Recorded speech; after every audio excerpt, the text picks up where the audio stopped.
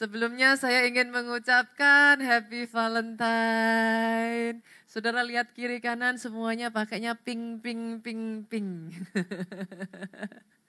Aduh, senang sekali saya jumpa dengan jemaat yang diurapi Tuhan.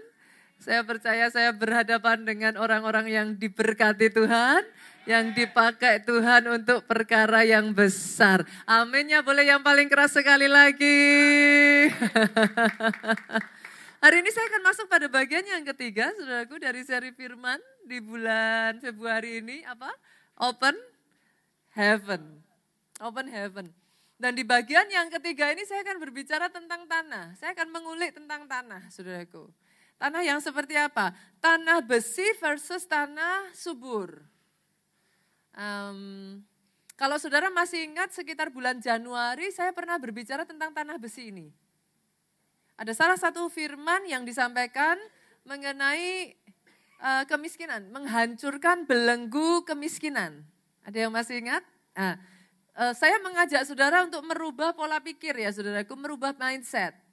Banyak kali kita melihat kemiskinan and then kita berpikir, oh pastor, ya saya jadi seperti ini karena emang udah nasib pastor.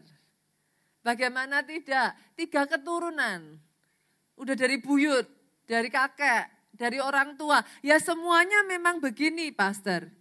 Ya sudah saya terima nasib aja. Banyak orang berpikir saya miskin karena, lah gimana pastor saya nggak dapat warisan. Saya nggak punya modal. Tapi beberapa minggu yang lalu di bulan Januari kita runtuhkan tuh satu-satu mindset yang salah ya Bapak Ibu ya. Seringkali sesederhana ternyata kemiskinan dimulai dari kemalasan. Kemarin kita belajar 5 hal ya, ada yang masih ingat nggak ya di sini ya?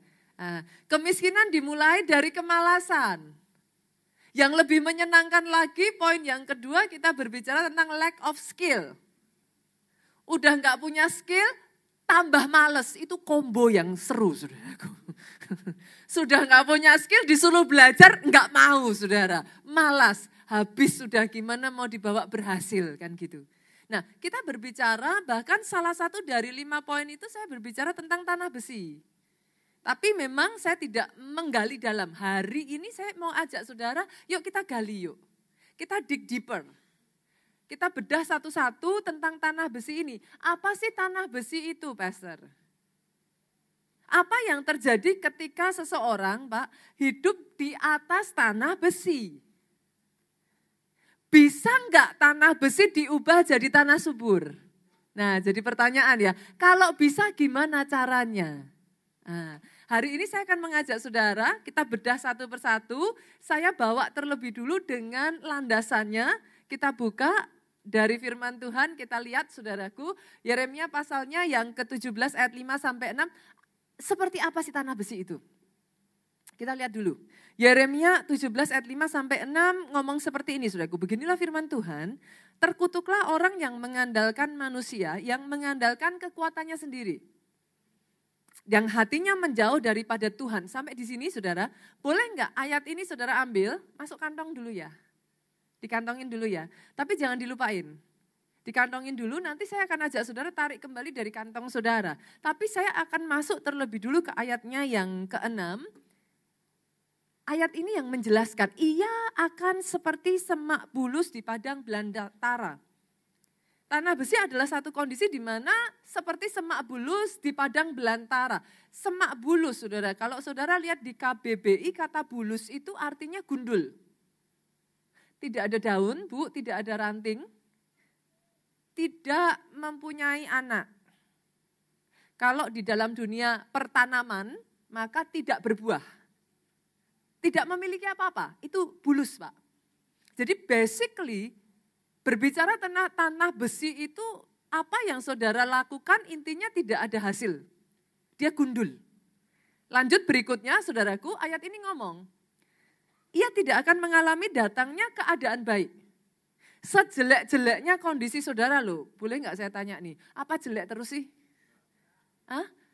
Pada normalnya orang ya adalah keadaan mungkin nggak baik-baik saja. Tapi kan juga saudara mengalami keadaan baik kan? Nah, tetapi dari ayat ini mengatakan ketika engkau berdiri di atas tanah besi, engkau tidak mengalami datangnya keadaan baik. Yang ada jelek, semakin jelek atau jelek sekali. Itulah keadaan tanah besi, saudaraku. Ayat ini juga melanjutkan dengan mengatakan bahwa ia seperti tinggal di tanah angus di padang gurun. Tanah angus itu tanah apa? Tanah yang desolate. Tanah yang ditinggalkan. Entah gimana somehow saudara sudah bekerja keras, saudara sudah berusaha tapi kayak apa ya? Kayak dilupakan aja gitu. Kayak enggak ini aja gitu. Kayak udah kayak tinggal hanya reruntuhan saja kayak begitu. Dan ayat ini yang terakhir menggambarkan di negeri padang asin yang tidak berpenduduk. Padang asin itu satu tempat saudaraku yang kadar garamnya terlalu tinggi. Ketika kadar garam terlalu tinggi, saudara mau tanam apa aja nggak bisa, saudara. Mau usaha ini gagal, usaha itu gagal, usaha apa lagi gagal. Singkat cerita saudaraku, mau dibuat gampangnya, tanah besi itu adalah tanah di mana somehow apapun kerja keras yang engkau lakukan tidak membuahkan hasil.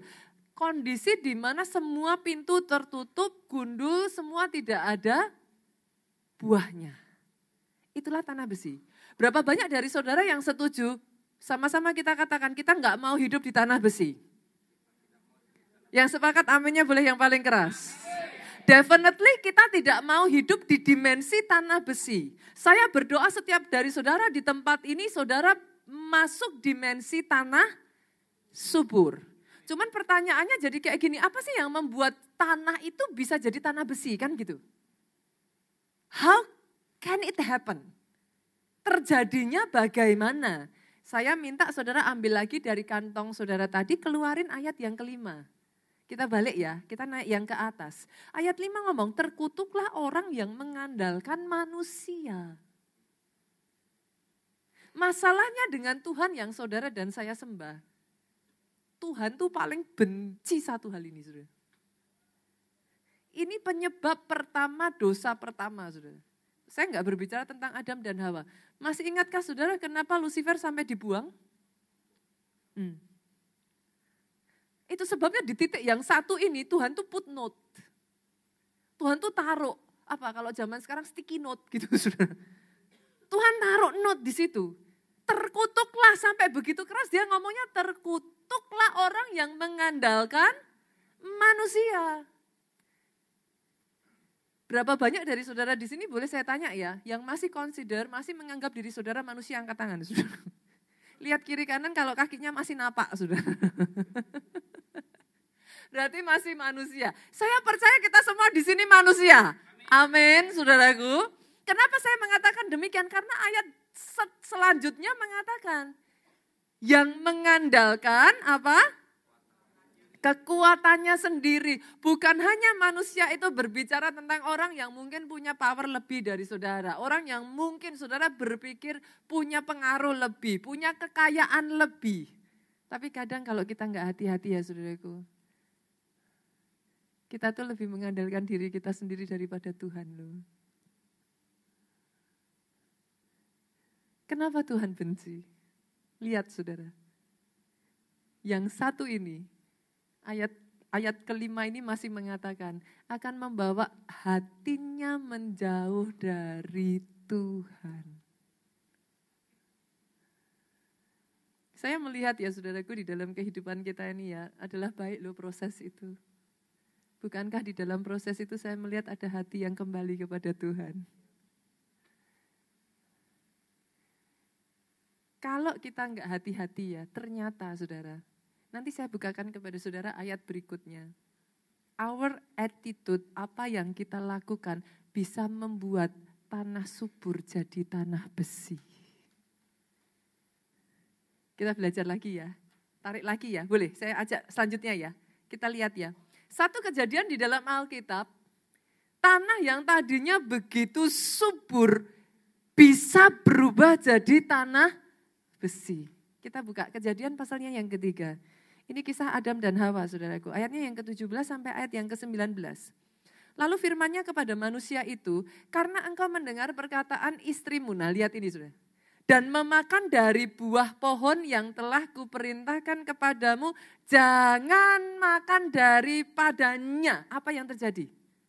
Terkutuklah tanah. Karena, ngeri nggak itu sudah? Oh, berlebihan nggak kalau saya ngomong based on this verse, berdasarkan ayat ini, ternyata tanah bisa dikutuk karena kita loh. Tanah bisa dikutuk karena ulah penduduk yang tinggal di atasnya. Saya ulang lagi ya saudaraku. Ternyata tanah itu bisa dikutuk because of what we do. Ini bukan sesuatu yang main-main loh saudaraku. Itu sebabnya saya berdoa hari ini saudara. Lebih dari segala-galanya yang lain. Saya berdoa di dalam kehidupan saudara, Tuhan segalanya. Berapa banyak yang setuju dengan saya, kita manusia tidak pernah bisa memprediksikan masa depan, Pak. Kita tidak tahu apa yang ada di depan kita. Tapi ketika kita mengatakan kepada Tuhan, Tuhan kami menyerahkan kepada Tuhan, kita belajar, Dia tahu segalanya dan kita percaya, Dia sanggup membawa kita sampai ke tempat tujuan. Poin saya, saudaraku, dari sini kita sudah melihat terlebih dulu, kita tahu, ternyata yang namanya tanah besi adalah kondisi seperti yang saya sebutkan, ternyata yang menyebabkan tanah yang subur bisa jadi tanah besi, kalau kita nggak hati-hati justru what we do, attitude kita. Nah pertanyaannya sekarang, ketika keadaan itu sudah jadi tanah besi, tanah itu dikutuk, what will happen? Kita lihat ya saudaraku, di ayat yang ke-17, saya masih lanjut ngambil dari Kejadian 3 ayat 17. Jangan makan daripadanya, maka terkutuklah tanah karena engkau. Dengan bersusah payah, engkau akan mencari rezekimu dari tanah seumur hidupmu. Itu yang saya sebut sebagai kutuk susah payah. Tolong dibedakan saudara. Ada perbedaan antara kerja keras dengan susah payah. Kerja keras harus. Susah payah jangan. Nah emangnya susah payah itu apa toh Pastor? Susah payah adalah kerja keras tapi tidak ada hasil.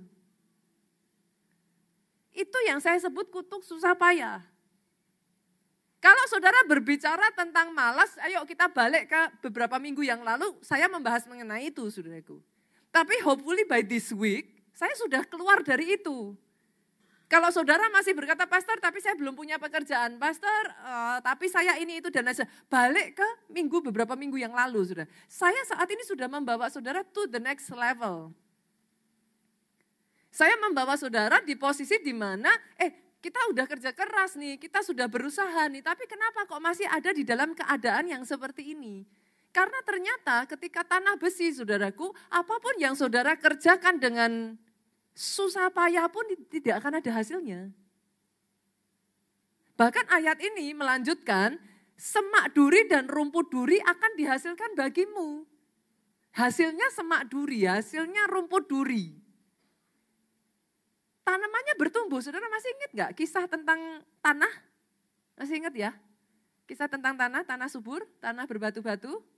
Nah, tolong dibedakan dengan ini ya. Tanah di ayat itu berbicara tentang hati kita ya. Tapi tanah di sini berbicara tentang pekerjaan.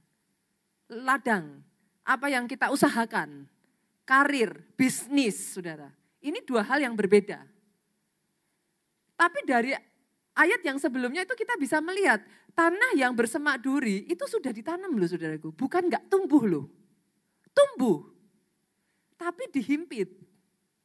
Akhirnya habis. Ada hasilnya. Tapi gak tahu gimana Pak. Bocor terus. Yang sakit lah, yang kecelakaan lah, yang inilah, yang itulah, yang apalah. Pokoknya semua serba salah deh. Itu saya berbicara tentang duri Bu. Ayat ini berlanjut lagi di ayat yang ke-19, yuk saya ajak dulu ya, kita lihat dulu ya. Masih di 18 saudaraku dilanjutkan, dan tumbuh-tumbuhan di padang akan menjadi makananmu. Pertanyaan saya, Kira-kira tumbuhan di padang itu layak dimakan enggak, saudara? Kalau tumbuhan di padang jadi makanan berarti apa? Keadaan yang tidak layak, kepepet katanya. Kepepet, Bu. Keadaan yang sudah tidak layak, saudara. Itu yang saya sebut sebagai kutuk kehidupan yang tidak layak. Pastor, jangan apa-apa dikasih kata kutuk. Ya, tapi memang itu benar, saudara. Memang ayat ini yang mengatakan terkutuklah tanah karena engkau. Itu kutuk. Bahkan yang paling saudara, yang terakhir ayat 19 mengatakan dengan berpeluh engkau mencari makananmu sampai engkau kembali menjadi tanah. Ini yang saya sebut kutuk apa? Penderitaan seumur hidup. Saya percaya bukan satu kebetulan loh saudaraku. Rema yang Tuhan berikan di tahun 2025 ini. Yesaya 61 ayat 1 sampai 2. Saya percaya itu yang akan Tuhan kerjakan. 2025 ini semua belenggu saya perkatakan dihancurkan. Roh Tuhan Allah ada padaku. Roh Tuhan Allah ada padaku. Saya memasuki tahun ini, perkataan itu yang keluar di mulut saya, saudaraku. Roh Tuhan Allah ada padaku. Saya tidak berjalan masuk sendirian, Pak. Saya tahu saya tidak berjuang sendirian. Saya tahu ada tangan yang ada di belakang saya, ada tangan yang selalu menuntun saya, ada tangan yang membacking saya. Roh Tuhan Allah ada padaku. Oleh karena Ia telah mengurapi aku. Atas kehidupanmu ada pengurapannya turun dalam kehidupanmu. Apa yang dikerjakan pengurapan itu? Sadarkah saudara? Dan kuk itu dilenyapkan oleh urapan. Baru sekali ini Pak ada yang bisa nyanyi bareng saya Pak. Kita tahu zamannya sama Pak. Aduh. Pengurapan menghancurkan setiap kuk. Masuk 2025 yang lama ditinggal Pak. Tidak lagi membawa beban yang lama. Tidak lagi membawa kuk dari yang lama. Dan dengar ini saudaraku, ayat yang kedua mengatakan, to announce, mengumumkan the time when the Lord will show His favor. Mengumumkan, itu sebabnya atas paragon boleh saya perkatakan ini? Saya perkatakan this is the year of double favor. Saya mengumumkan tahun di mana favor, kebaikan, anugerah Tuhan digandakan atas hidupmu.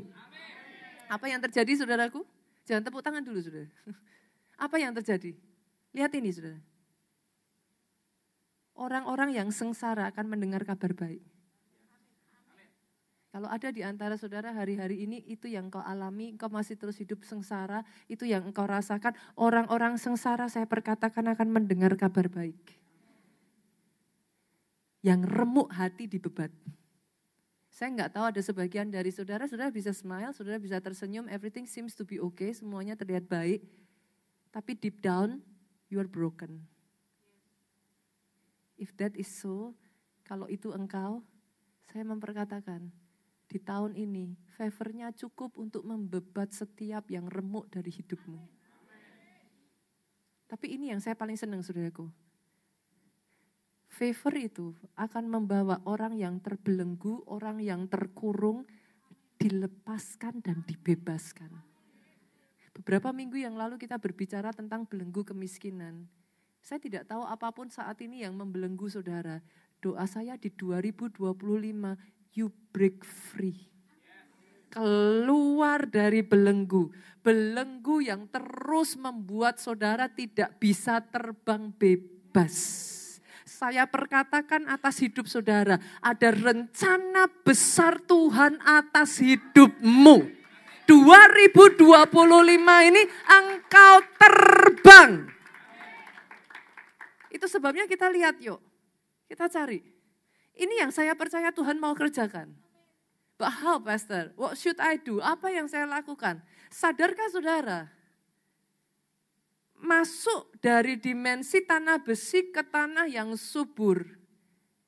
Seseorang sudah mengerjakan buat saudara dan saya. Kita buka ayatnya, 2 Korintus yuk. Pasalnya yang ke-8, ayatnya yang ke-9. Karena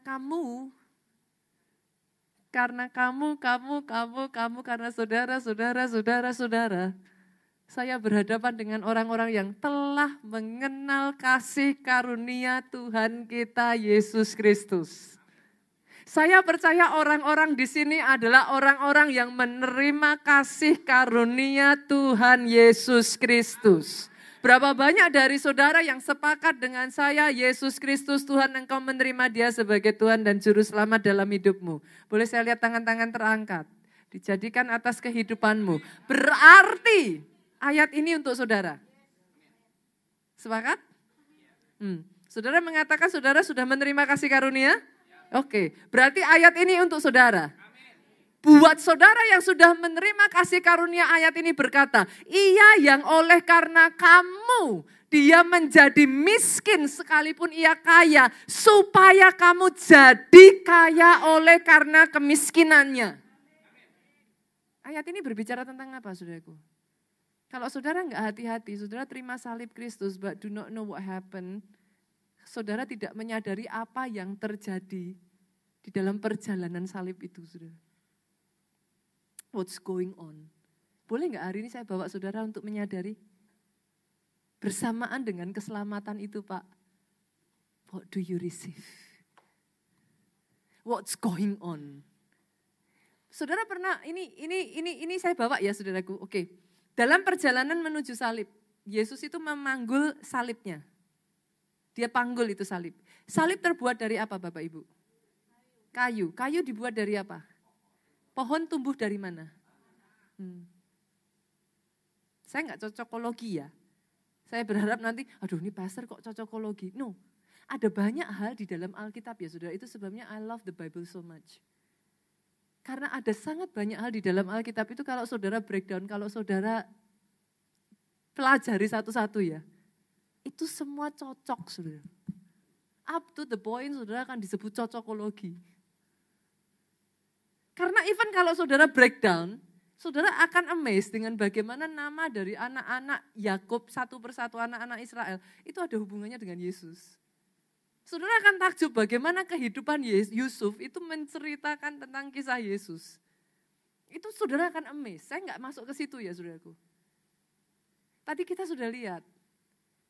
Salib dari kayu dari pohon tumbuh di tanah.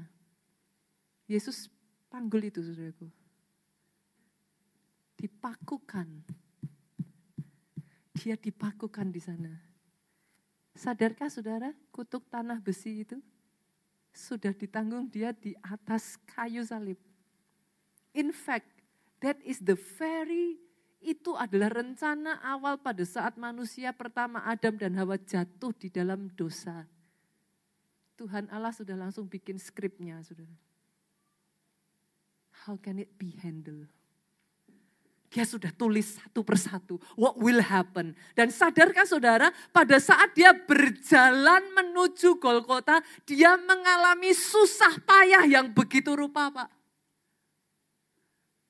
Sampai 2 kali dia jatuh. Kutuk susah payah. Sadarkah saudara, pada saat dia akan disalibkan, dia dimahkotai dengan apa? One by one, saudara. You will be amazed at your Bible actually. Sadarkah saudara bagaimana dia menghadapi semuanya itu sejak dari awal saudaraku sampai akhir dia diperlakukan dengan tidak layak.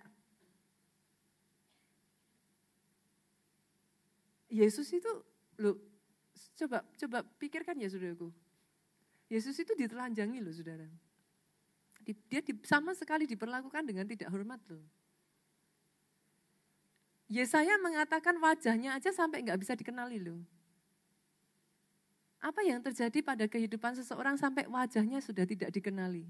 Can you imagine that? Saudara bisa bayangkan? Dia diludahi.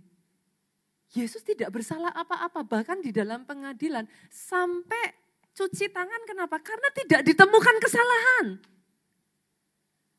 Dia dihukum atas apa yang tidak dia lakukan. dia diperlakukan dengan tidak layak. Kutuk apa tadi? Kehidupan yang tidak. Dan dia menyelesaikan sampai akhir mati di atas kayu salib. Saudara bisa melihat kesamaan yang ada di sini? Satu demi satu kutuk sudah ditanggung di atas salib Yesus.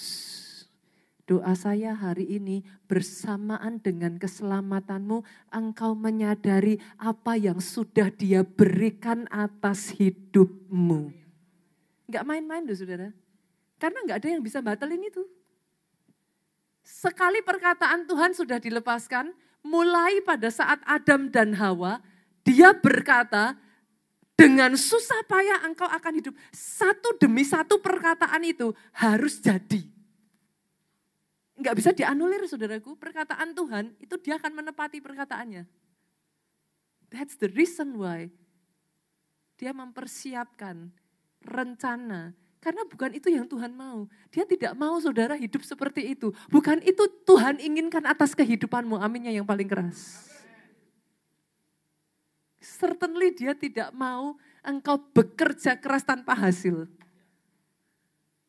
Bukan kehidupan seperti itu yang dia rencanakan atas hidup saudara.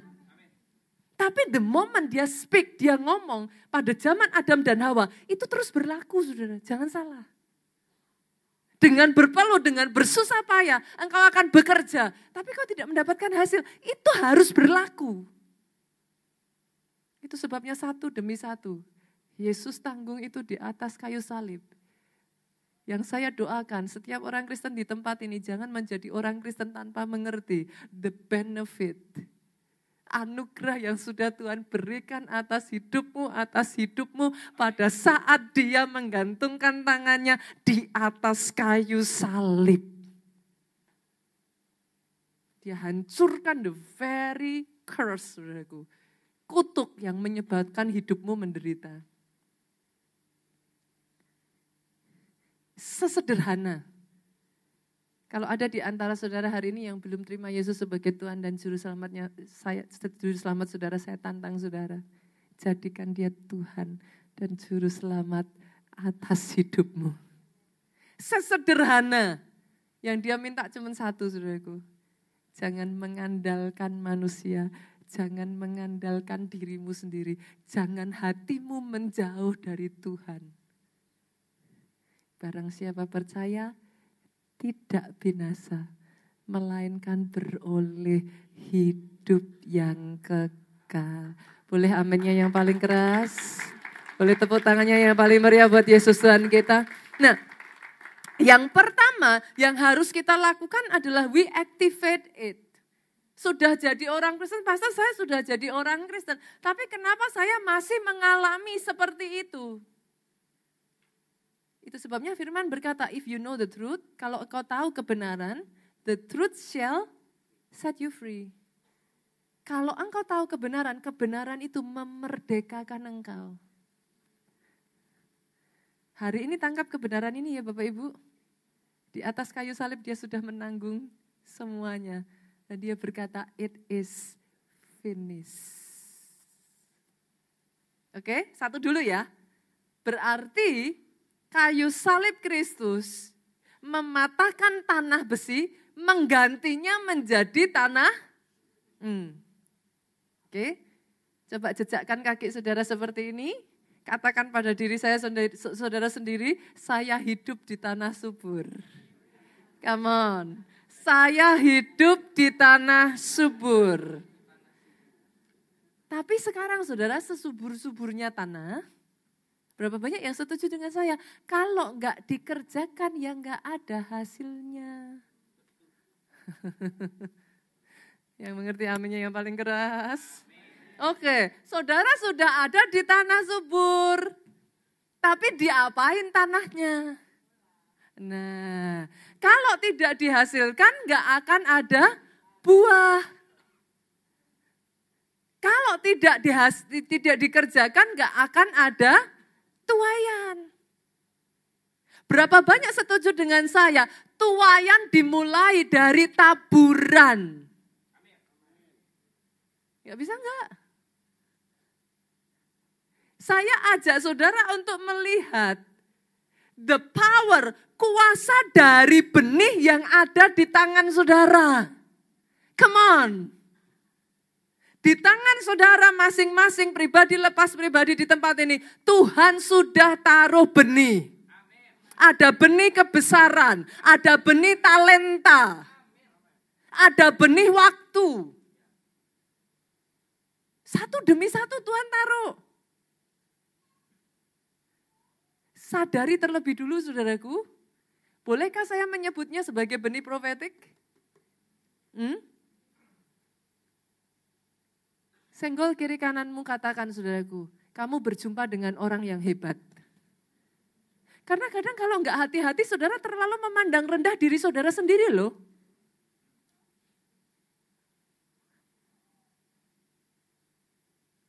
Tahukah saudara ketika dia melihat saudara, dia melihat keberhasilan. Ketika dia melihat saudara, dia melihat satu ciptaan yang utuh. Ketika dia melihat saudara di dalam kehidupan pribadi lepas pribadi di tempat ini, ada rencana Tuhan yang besar. Sadari terlebih dulu bahwa di tanganmu ada benih. Pegang itu terlebih dulu, tetapi saudaraku yang namanya benih ini selama hanya dipegang tangan,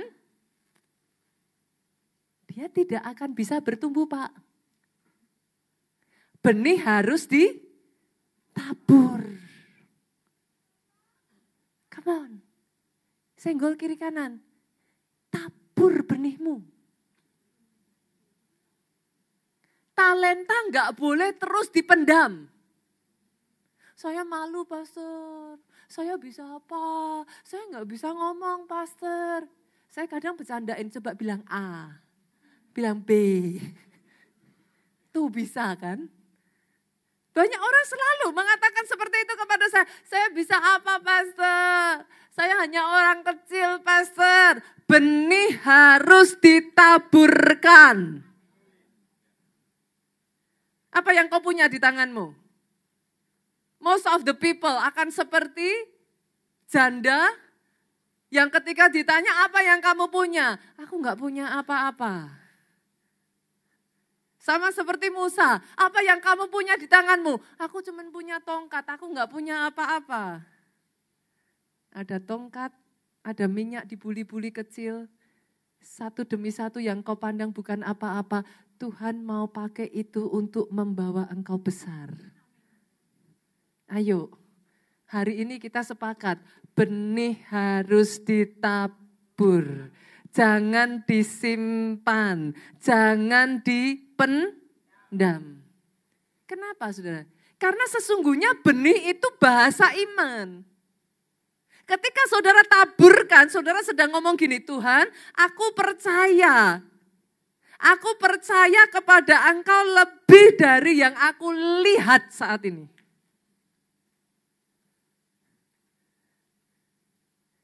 Justru ketika benih itu tidak ditaburkan, dia tidak bisa mengerjakan karyanya. Pada saat engkau taburkan benih itu, satu demi satu keajaiban terjadi atas hidupmu. Itu sebabnya saya menyebut itu sebagai covenant. Dia perjanjian, saudaraku. Jangan salah, berbicara tentang benih, lihat ini ya saudaraku. Berbicara tentang perjanjian, kita buka ya, Yohanes 12 ayat 24. Aku berkata kepadamu, sesungguhnya jika biji gandum tidak jatuh ke dalam tanah dan mati, ia tetap satu biji. Tetapi jika ia mati, ia akan menghasilkan banyak buah. Ketika saudara menaburkan, you don't know. Saudara tidak tahu apa yang ada di depan. Saudara mempercayakan itu kepada Tuhan. Yesus memulai dengan memberi contoh, dia menaburkan hidupnya, dia mati di atas kayu salib. Tetapi karena kematiannya, ada keselamatan, keselamatan, keselamatan, keselamatan. Saudara dan saya ada hari ini karena satu benih yang sudah ditaburkan dan mati. Yang sepakat katakan amin.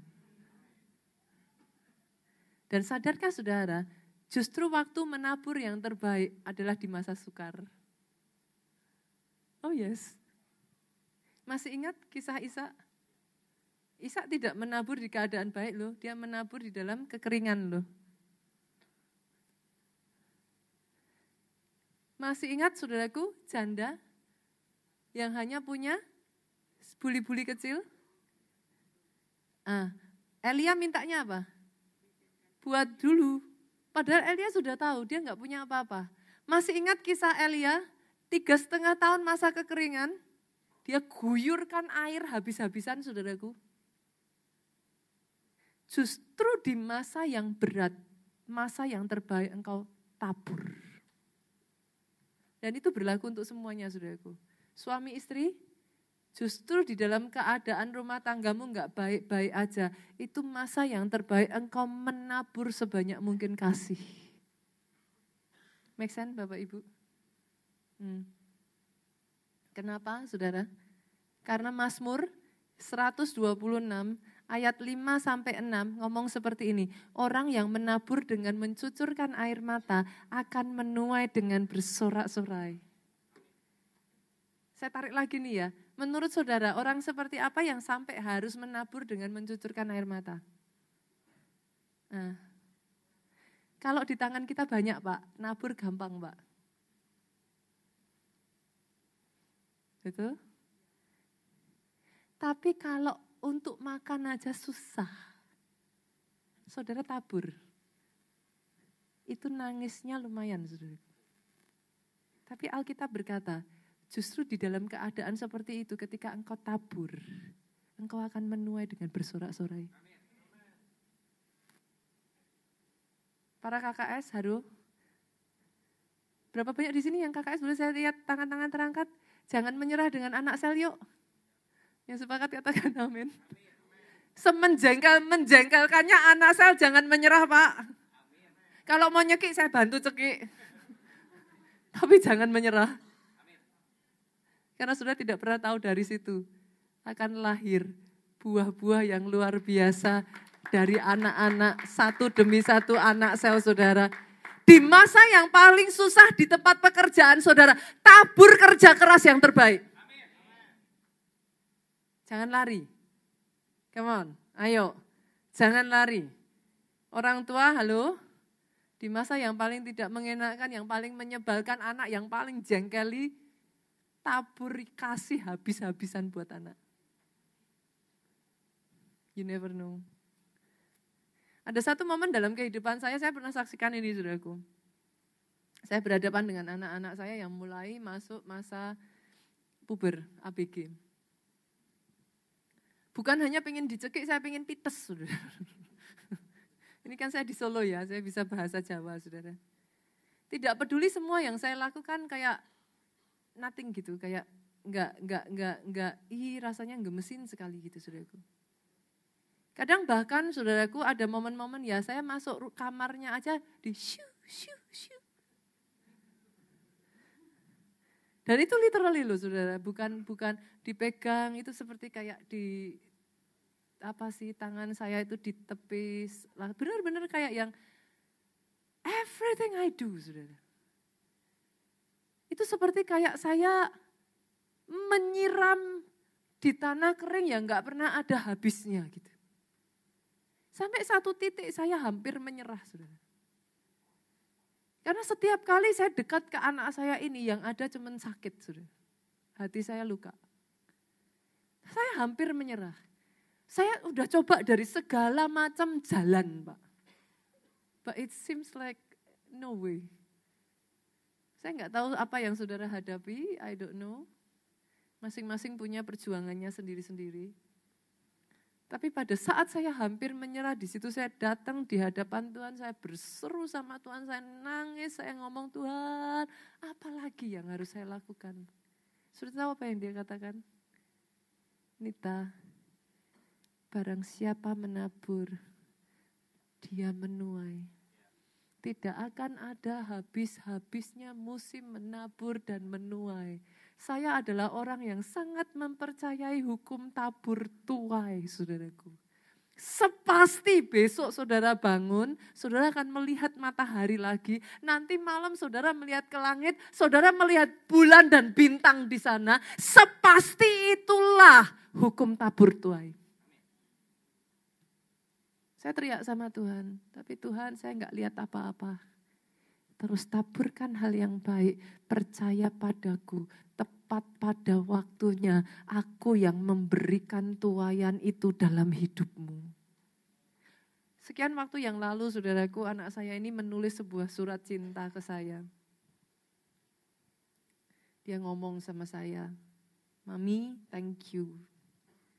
Saya pernah berpikir, what do you mean thank you?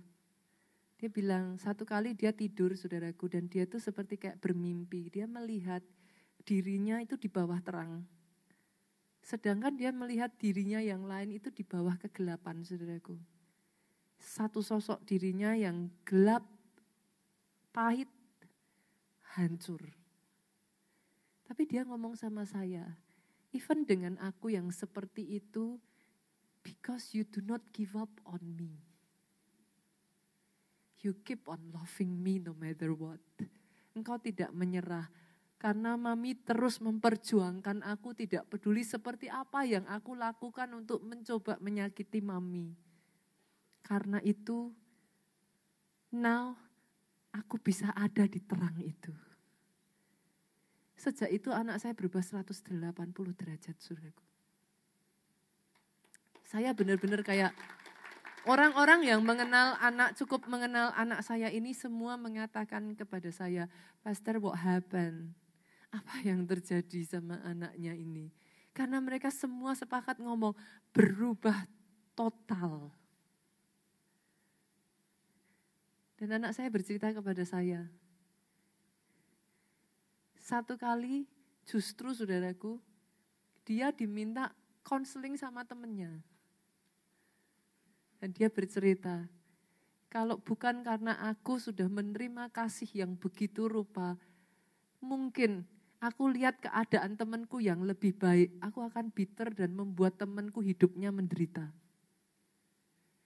Tapi because aku menerima so much love, taburan yang begitu rupa, itu membuat aku bisa empathize, aku bisa berempati kepada temanku, justru aku bisa menolong temanku.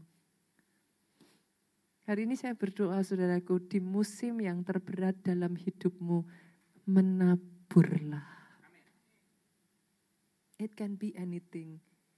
Saya enggak tahu apa yang saudara terjadi di dalam kehidupan saudara. Tapi justru di musim terberat, that is the best moment untuk menabur. Dan kalau boleh saudaraku saya tambahkan, sadarkah saudara ketika saudara menabur, apa yang kau taburkan bukan habis. Firman Tuhan tuh ngomong, Pak, ketika kau menabur, engkau menuai berapa? 30, 60. Boleh enggak lihat ke depan Bapak Ibu? Ada enggak di sini yang nabur satu benih mangga, nanti kalau udah jadi pohon, berharap bakal hanya nuai satu buah mangga, saudara? Loh, kok enggak adil? Naburnya kan cuma satu benih, Pak. Lah harusnya jadi satu buah dong. Berapa yang saudara terima? 30, 60, bahkan 100 kali. Itu sebabnya nabur yang baik. Loh, kalau saudara nabur yang baik kan enak. Nerimanya baik 30, lah kalau nabur yang jelek. Loh, nuainya bukan cuma satu loh. 30, 60. Taburan ketika ditaburkan tidak akan habis, dia membuka tingkap langit, yang turun adalah hujan. Bukan hanya engkau berdiri di tanah subur, saudaraku, tapi langit yang terbuka. Taburan itu selalu membukakan langit, saudara. Tidak ada yang namanya nabur satu habis. Itu sebabnya tabur yang baik. Jangan pernah lupa, tabur yang baik, tabur kasih, tabur kebaikan, tabur waktu kepada anak-anakmu, tabur kerja keras di tempat kerjamu, tabur bahkan saudaraku di bisnis saudara. Tapi boleh nggak saya juga ngomong, tabur di pekerjaan Tuhan.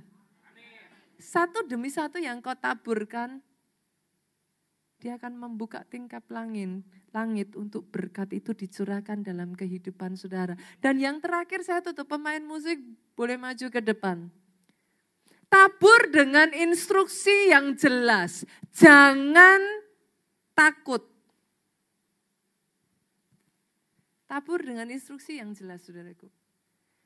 2025 ini saya setuju dengan Pastor E.A. Deboye, saudara. Ketika dia berbicara tentang tahun 2025, salah satu yang dia katakan adalah this is the landmark year. Ini adalah tahun yang tidak akan pernah terlupakan. Landmark, saudara.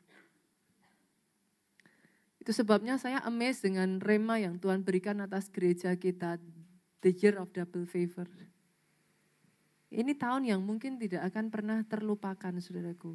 Justru di momen-momen seperti ini, dengar-dengaran suara Tuhan. Belajar taat, saudara. Saya belajar ya, saudaraku, precise obedience akan mendatangkan precise blessing. Ketaatan yang tepat seperti yang Tuhan suruh, saudaraku, itu akan mendatangkan blessing yang tepat seperti yang Tuhan mau atas hidup saudara. Jangan pernah didiskon. Belajar dengar suaranya, berjalan satu demi satu melangkah apa yang Dia perintahkan. Jangan takut. Jangan ragu. Jangan bimbang. Orang yang ragu jangan harap dia mendapat apa-apa. Melangkah, kalau Tuhan bicara, Tuhan suruh melangkah. Karena saudara akan melihat satu demi satu itu ada rangkaiannya. Manusia tidak bisa mengerti masa depan. Tapi ketika saudara angkat itu di hadapan Tuhan, Dia menyusun masa depanmu. Sehingga saudara bisa mengatakan,